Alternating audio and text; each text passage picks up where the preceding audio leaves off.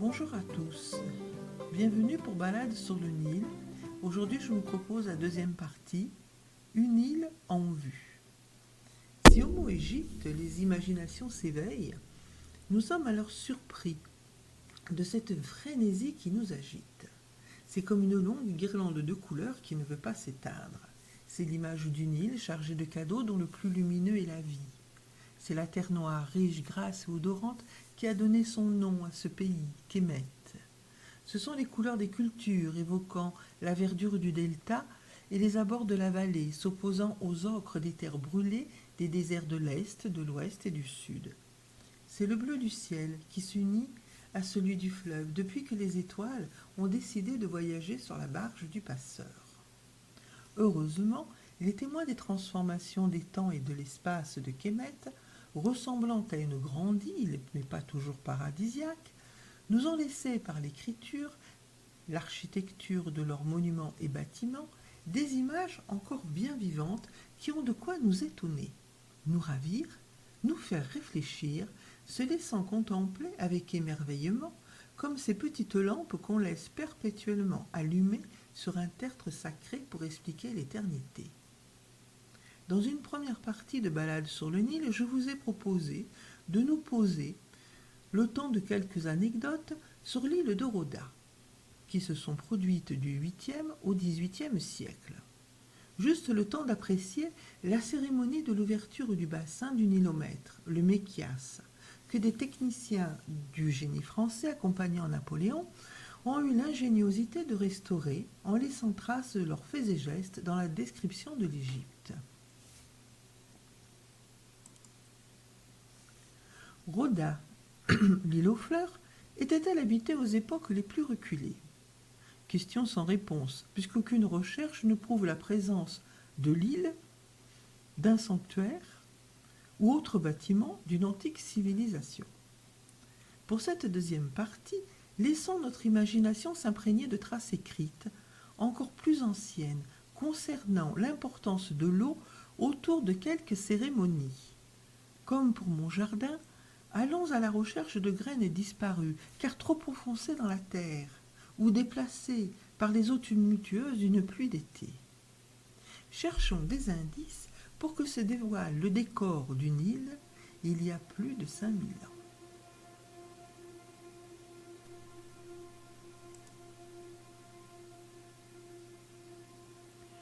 Depuis son installation le long des berges, les hommes portent chaque jour le regard vers le sud, où le fleuve arrive pour continuer sa descente en traversant des terrasses graisseuses qu'il creuse pour y déposer chaque année la terre fertile.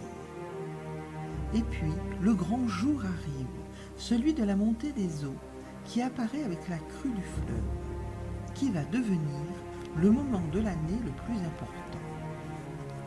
Déjà, en 3100, l'Horus Djer, de la première dynastie, ne manqua pas d'immortaliser cet instant.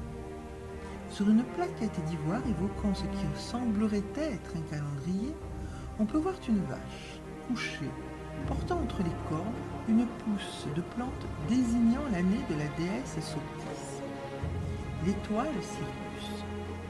Cela voudrait confirmer que sous Djer, les prêtres astrologues avaient fait le rapprochement entre le lever héliaque de Sirius et le commencement de l'année, premier jour de la crue du Nil.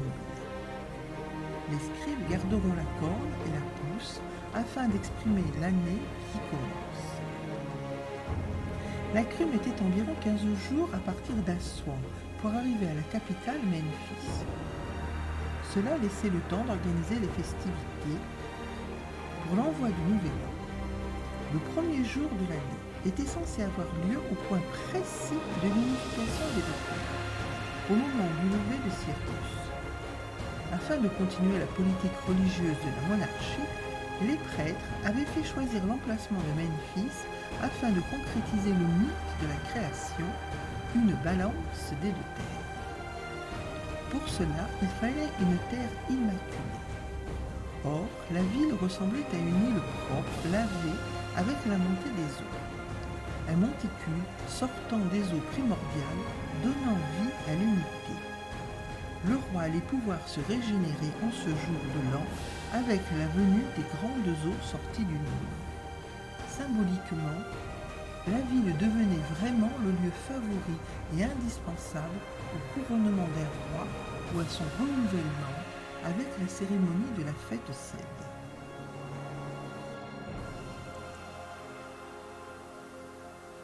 Avant d'observer la carte, je vais vous conter une petite anecdote qui date de quelques années, où j'animais des séances découvertes de l'Égypte antique au musée du Caire avec un groupe d'élèves du collège Saint-Jean-Baptiste de La Salle.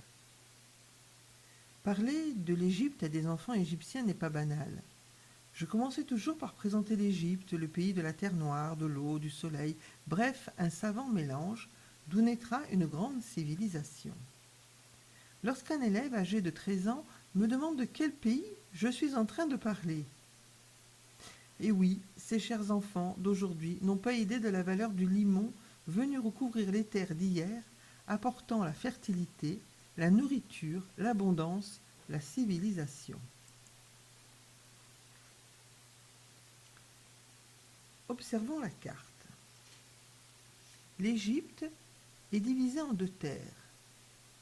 Tachemou, la Haute-Égypte, la vallée, bordée de peu de terres cultivables, longeant le Nil, qui pour l'Égyptien de l'époque prend sa source à Abou, l'île éléphantine.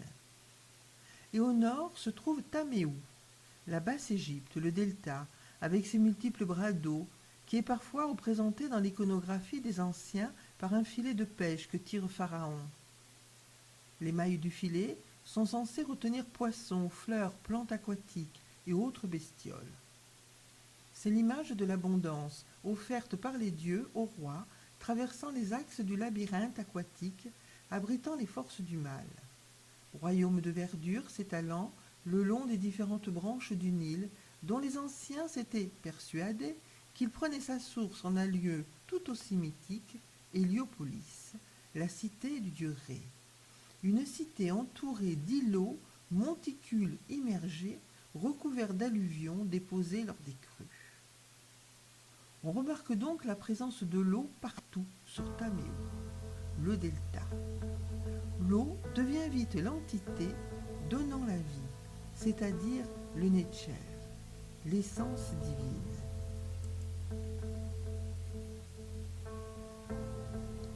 Les Égyptiens ont une vision du monde où les forces de la nature sont infiniment liées à l'univers des hommes. La pensée est très cohérente. Les anciens se sentaient entourés de toutes sortes de forces agissantes.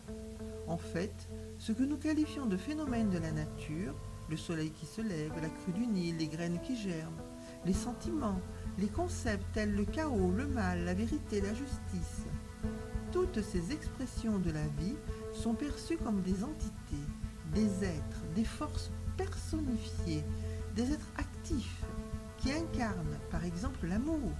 Et lorsqu'il s'exprime prenant les traits de la déesse Hathor, la crue qui revient et Tapi, la force et la vie, Amon-Ré, l'ordre Ma'at. Il y a autant de divinités qu'il y a de manifestations. C'est donc un mode de pensée polythéiste. Ré lui-même provient du Noum, grand océan primordial, dominant l'univers. Nous avons donc là deux entités les plus importantes, l'eau et le soleil. Alors, tout ce que touche l'eau et le soleil en même temps va devenir sacré.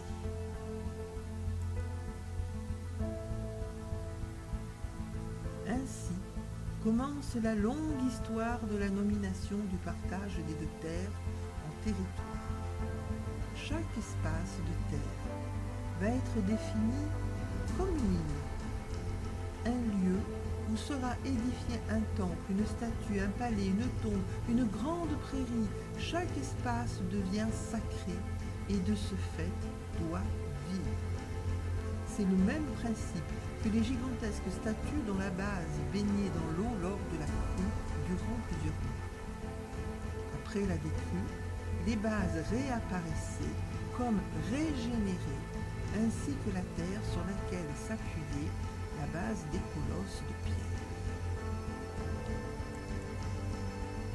rendre vivant, l'homme de Kemet a trouvé un moyen très simple. Il donne un nom à tout lieu, toute chose, le Ren, dont l'idéogramme est représenté par une ligne cassée imitant un mouvement compris entre deux lignes fermées aux extrémités, mais largement ouvertes en son milieu. Bref, une bouche. Le fait de nommer une région, c'est rendre vivant tout ce qui s'y trouve. Eau, terre, flore, faune, homme et tout ce qui lui sera rattaché en tant que bien. Sanctuaire, palais, statue, ville, fort, bateau et entité. Par conséquent, tout ce qui va être habité, utilisé, vénéré est sacré et porte un nom qui dans le temps ne mourra pas, même si les eaux du fleuve lors d'une crue importante emportent toutes les habitations, bâtiments, etc. L'image du sacré reste vivante pour l'éternité. Si Héliopolis est considérée comme la source du Nil, de Tamu, elle aurait dû être le premier territoire. Les îlots étant trop instables, il n'a pas été possible de créer une ville accueillant le palais royal. Il a fallu aller au sud d'Héliopolis en suivant le cours du Nil à l'abri d'une courbe au pied des falaises pour installer et protéger la ville. Héliopolis, dont je ne vais pas aujourd'hui détailler les fonctions, sera et restera le symbole du soleil, illuminant la terre des vivants et des morts. Héliopolis, c'est-à-dire Younou en ancienne Égypte, illumine l'ouest, alors qu'à l'est, les pyramides illuminent Younou. La surface entre les deux est la terre la plus sacrée.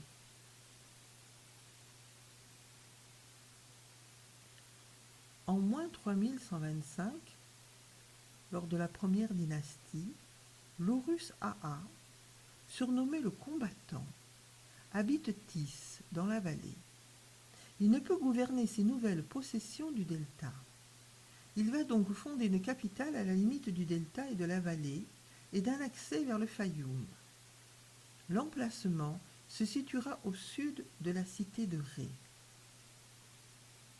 La légende rapporte qu'en cet endroit, les dieux Seth et Horus scellèrent la paix. C'est peut-être ce qui vaudra à l'Horus Aa de bâtir une balance des deux terres en ces lieux mythiques et stratégiques, à la charnière de la Basse et de la Haute-Égypte. La cité se nomme Idébuhed, plus tard Mennefer, puis Memphis. Aujourd'hui, c'est Mithraïa. La ville de Mennefer, le mur blanc, le lumineux, était entourée d'une muraille blanche, d'où son nom.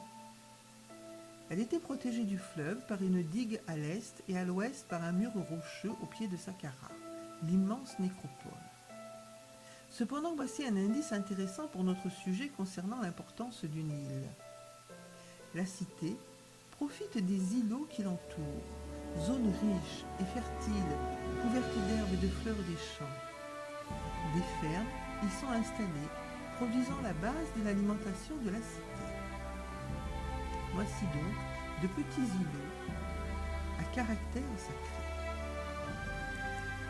À Memphis, l'installation du palais, la grande maison, regroupait plusieurs bâtiments pour les cérémonies officielles. Le pavillon royal abritant la famille du roi et les proches, formant le gouvernement. Des locaux pour l'administration, accueillant les bureaux des hauts fonctionnaires, des scribes, des comptables. Et tout bâtiment annexe servant de maison pour le petit personnel. Des magasins, ateliers de transformation, boulangeries, boucheries, entrepôts d'orge et de blé, réserves d'huile et de ricin, de boissons, de résine, étaient à caractère sacré puisqu'ils se situaient sur un îlot sacré. Les bâtiments étaient distribués le long de rues, comme un mérindé. Chaque quartier était fonctionnel par rapport aux tâches quotidiennes de ses habitants. Plus tard, les quartiers seront désignés par l'appellation des étrangers résidant à Memphis. Il faut impérativement un nom à chaque chose. Le territoire de Ménéfer, le mur blanc, sera donc le numéro 1 des noms, division des territoires de Taméo, car Pharaon est le numéro 1 de l'Égypte. Il est celui qui habite la grande maison, abritant le fils du soleil.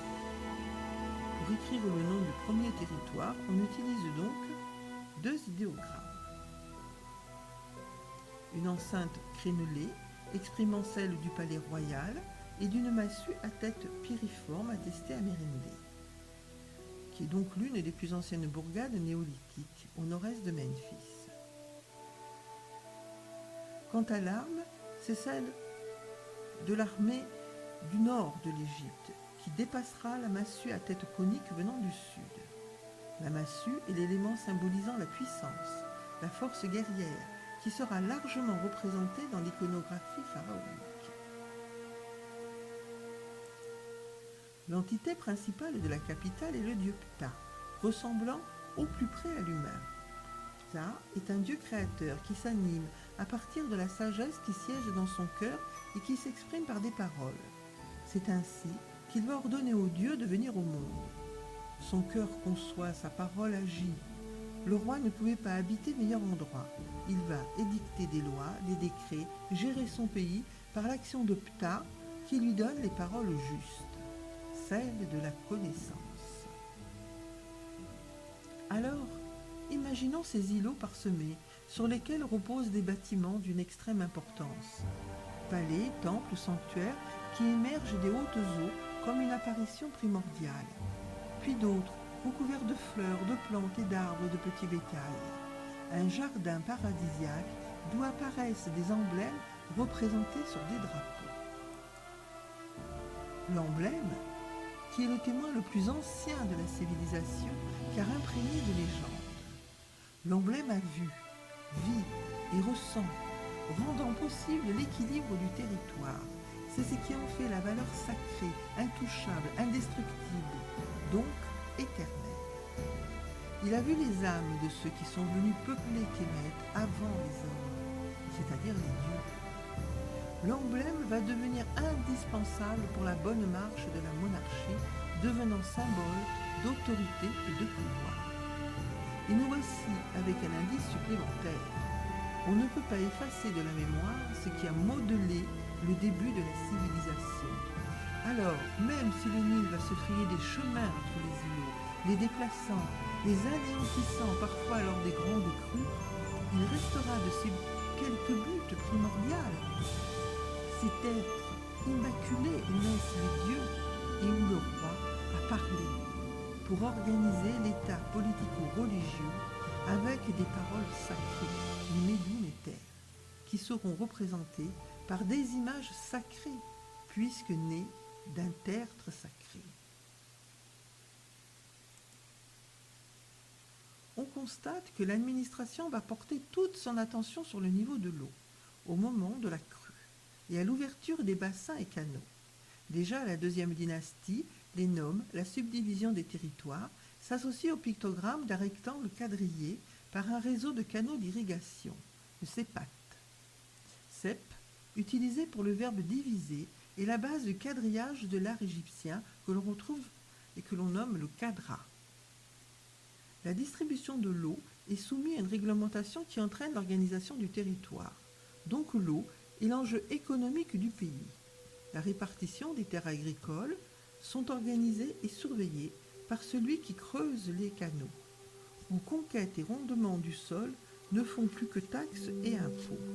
Mais encore, recensement des hommes, des femmes enceintes, distribution de la main-d'œuvre, mise en semence des terres, élevage de bovins, ovins, animaux de basse-cour, richesse des sols, richesse des marées avec les papyrus, contrôle de la montée des eaux, contrôle de la pêche, entretien des bras navigables du Nil, très important pour accéder au domaine funéraire, construction des bourgades, entretien des sanctuaires.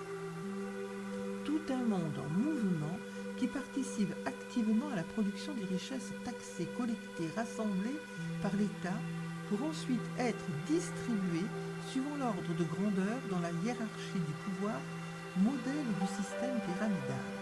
En haut le roi, puis la cour, les fonctionnaires, et en bas la main-d'œuvre constituée de paysans et d'ouvriers, de prisonniers sans barreaux. On comprend que la surveillance du fleuve est primordiale à la bonne marche de la vie. Ce fleuve unique, régi par 2 saisons hydrologiques, la crue et l'étiage provoquant les 3 saisons du calendrier agricole égyptien. Akhet, l'inondation de juin à octobre, Péret, les semailles de novembre à février, chez nous la récolte de mars à juin. De moins 3150 à moins 2700 environ, les hommes pourvoient à l'établissement des fondements de la monarchie sur tout le territoire, Delta, Fayoum et Vallée. Ils sont plusieurs rois à désirer l'unification des 2 terres, chacun apportant une expression supplémentaire à la monarchie, sans rejeter celle de son prédécesseur. C'est ainsi que les symboles du roi du Nord et ceux du Sud de Haute-Égypte s'uniront pour ne former plus que ceux du roi de Haute et Basse-Égypte. Unification définitive, d'où l'équilibre de la balance des 2 terres de ces matins. Les chefs de clan de Tis et de Hierakonpolis dominent la vallée et l'entrée du delta. Ils marquent leur position à Taméo par l'appropriation des terres en installant la capitale à Mennefer et les sanctuaires de Ré et de Ta. Ils préconisent une organisation étatique qui fera sortir le pays de la préhistoire. Au sud, on mesure, on creuse, on calcule. On apporte plus que des idées. On amène l'outil indispensable, la houe, pour creuser les canaux et sillons, pour délimiter les terres agricoles ou urbaines, ainsi que la position du Thémenos, le sanctuaire de l'Entité qui donnera à l'homme un élan religieux. La houe, qui sert également à mélanger la boue et la paille pour la fabrication des briques.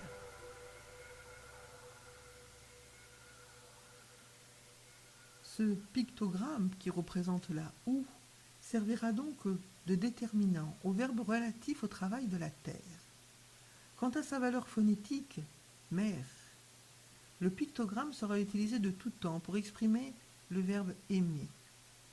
Quelle belle preuve de reconnaissance de ces hommes envers celle qui les nourrit, les protège, les soutient, une alliance ne pouvant s'établir qu'entre 2 parties sachant se reconnaître.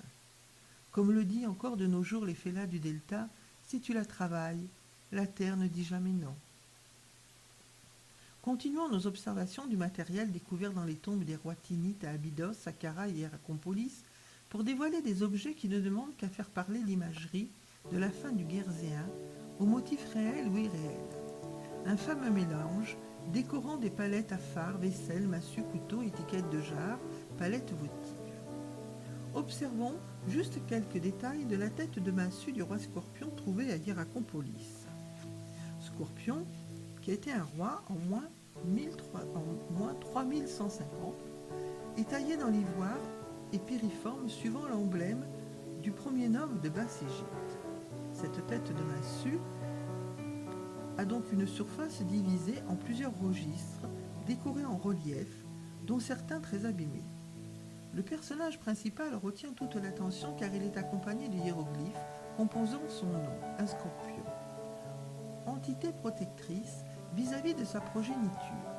Le roi Scorpion de Haute-Égypte chercherait là à se définir comme le père nourricier et protecteur. Il est celui qui nourrit, ce qui implique qu'il doit posséder, maîtriser la terre et l'eau. La fleurette, qui peut être un pictogramme mésopotamien, donnerait l'idée de maîtriser. Voici donc le personnage dominant, représenté avec son nom, qui exprime son programme politique. Père et mère, il nourrit et protège tous ceux qui se mettront à ses côtés et l'aideront à maîtriser la terre. Mais que fait-il?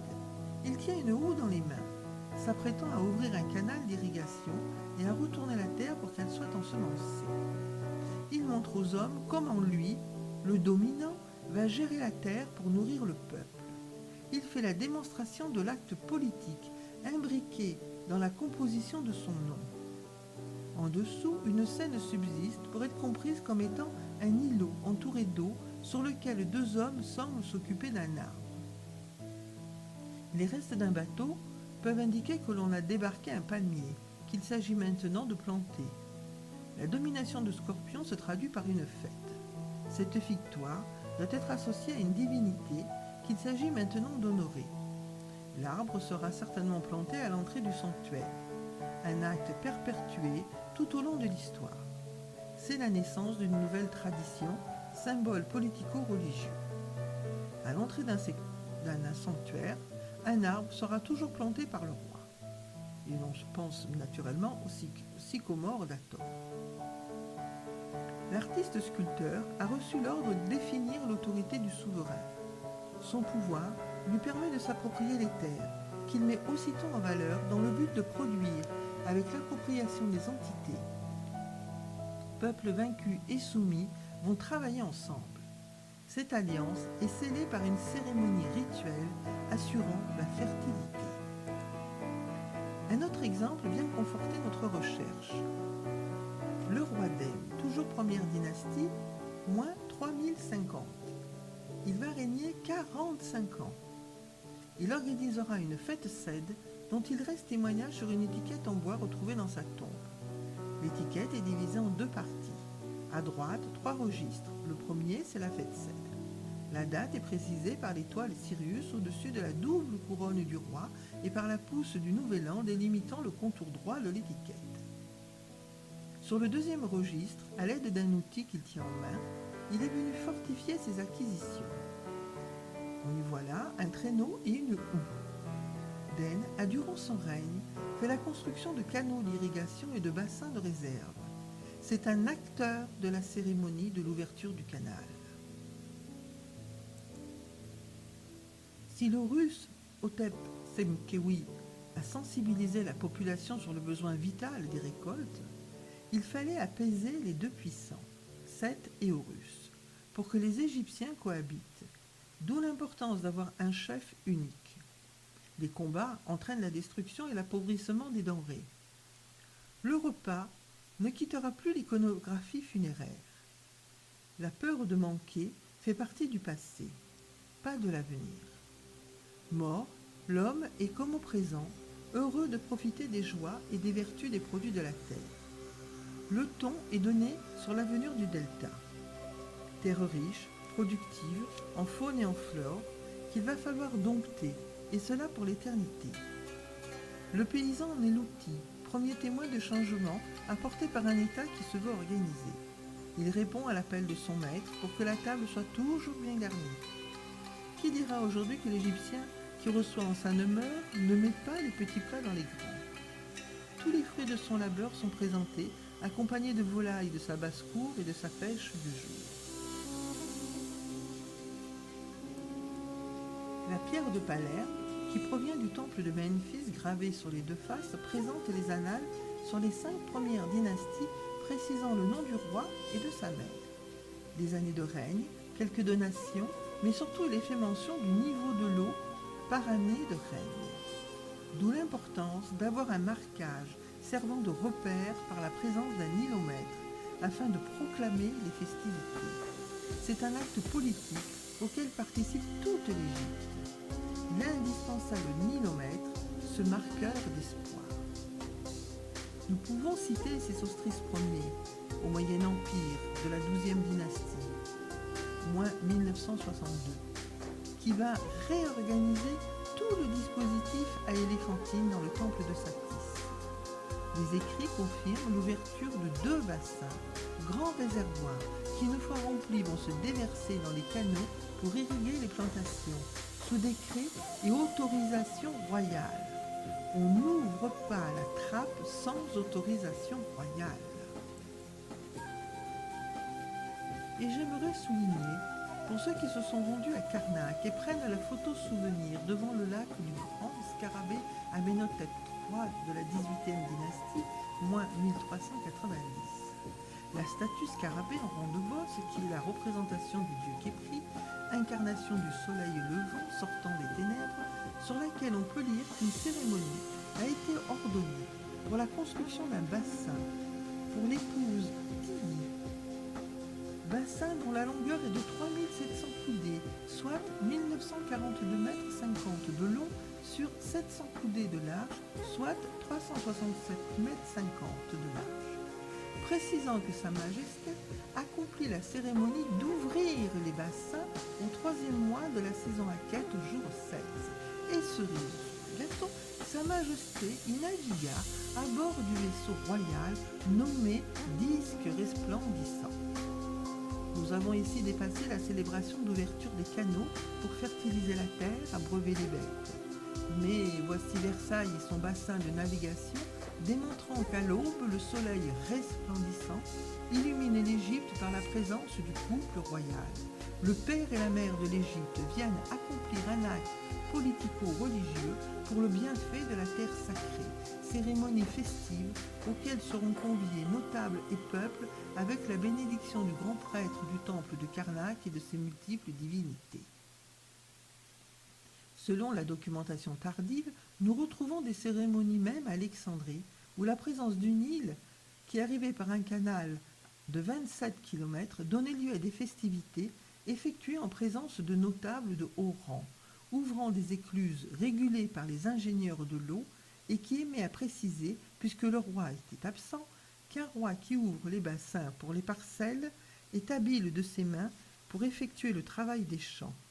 Épithète qui se retrouvait gravée sur les murs des temples ptolémaïques.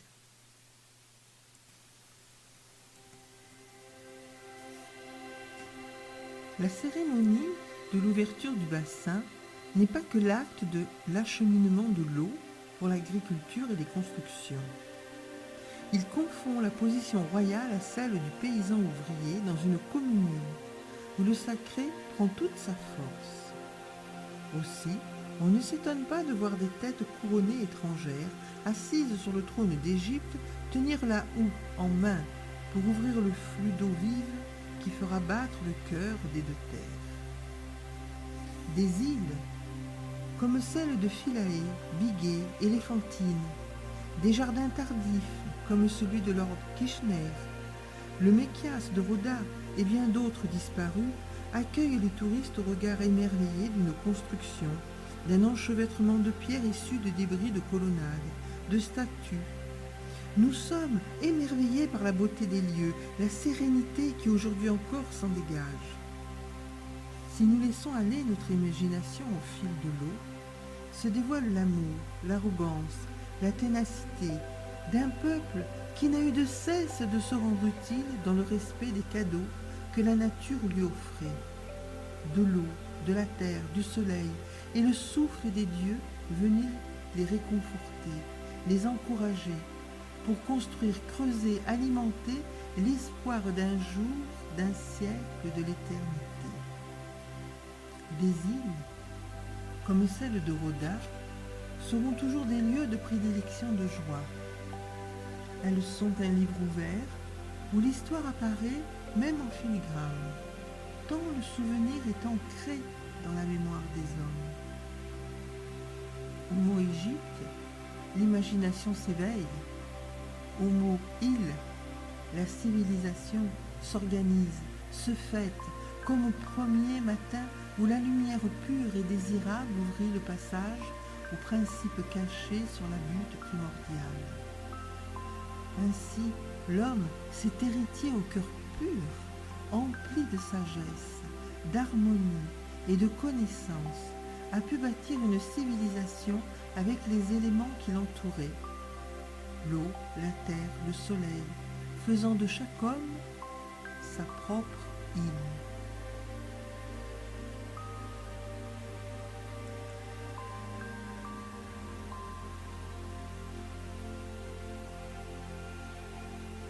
Je vous remercie pour cette balade sur le Nil.